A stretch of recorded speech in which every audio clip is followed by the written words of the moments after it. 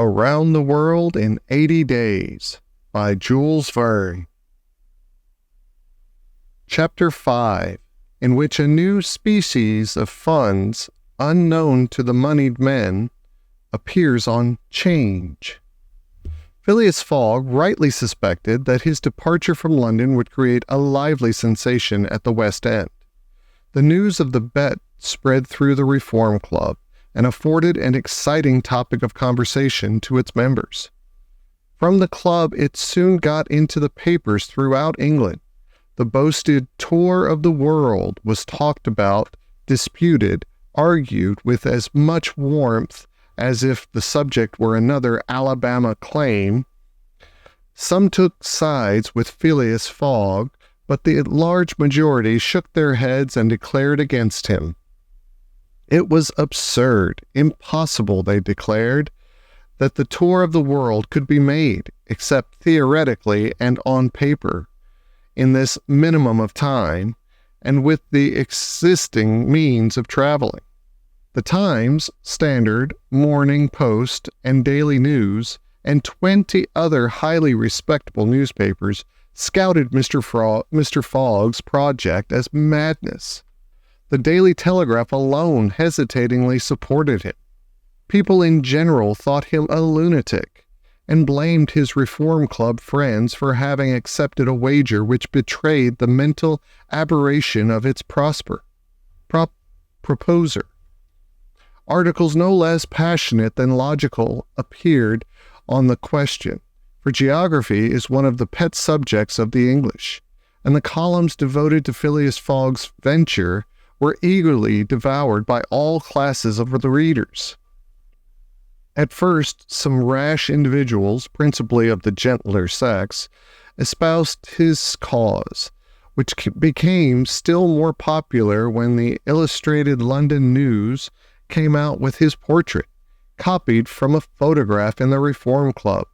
A few readers of the Daily Telegraph even dared to say, "Why not, after all? Stranger things have come to pass." At last a long article appeared on the 7th of October in the Bulletin of the Royal Geographical Society, which treated the question from every point of view, and demonstrated the utter folly of the enterprise. Everything, it said, was against the travelers, every obstacle imposed alike by man and by nature. A miraculous agreement of the times of departure and arrival, which was impossible, was absolutely necessary to his success. He might, perhaps, reckon on the arrival of trains at the designated hours in Europe, where the distances were relatively moderate. But when he calculated upon crossing India in 3 days and the United States in 7, could he rely beyond misgiving upon accomplishing his task?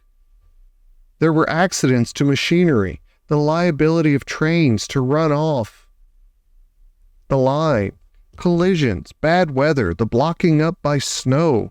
Were not all these against Phileas Fogg? Would he not find himself, when traveling by steamer in winter, at the mercy of the winds and fogs? Is it uncommon for the best ocean steamers to be 2 or 3 days behind time? But a single delay would suffice to fatally break the chain of communication. Should Phileas Fogg once miss, even by an hour, a steamer, he would have to wait for the next, and that would irrevocably render his attempt vain. This article made a great deal of noise, and, being copied into all the papers, seriously depressed the advocates of the rash tourist. Everybody knows that England is a world of betting men, who are of a higher class than mere gamblers. To bet is in the English temperament. Not only the members of the Reform, but the general public made heavy wagers for or against Phileas Fogg, who was set down in the betting books as if he were a racehorse. Bonds were issued, and made their appearance on 'Change. Phileas Fogg bonds were offered at par or at a premium, and a great business was done in them. But 5 days after the article in the Bulletin of the Geographical Society appeared, the demand began to subside. Phileas Fogg declined. They were offered by packages, at first of 5, then of 10, until at last nobody would take less than 20, 50, 100. Lord Albemarle, an elderly paralytic gentleman, was now the only advocate of Phileas Fogg left.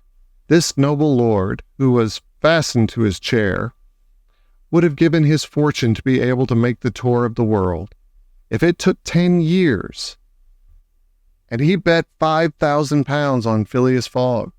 When the folly as well as the uselessness of the adventure was pointed out to him, he contented himself with replying, "If the thing is feasible, the first to do it ought to be an Englishman." The Fogg party dwindled more and more. Everybody was going against him, and the bets stood 150 and 200 to 1.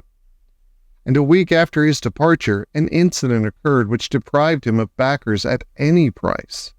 The Commissioner of Police was sitting in his office at 9 o'clock one evening, when the following telegraphic dispatch was put into his hands. Suez to London. Rowan, Commissioner of Police, Scotland Yard. I found the bank robber Phileas Fogg. Send without delay warrant of arrest to Bombay. Fix, detective. The effect of this dispatch was instantaneous. The polished gentleman disappeared to give place to the bank robber. His photograph, which was hung with those of the rest of the members at the Reform Club, was minutely examined, and it betrayed, feature by feature, the description of the robber which had been provided to the police. The mysterious habits of Phileas Fogg were recalled, his solitary ways, his sudden departure, and it seemed clear that, in undertaking a tour round the world on the pretext of a wager, he had had no other end in view than to elude the detectives and throw them off his track.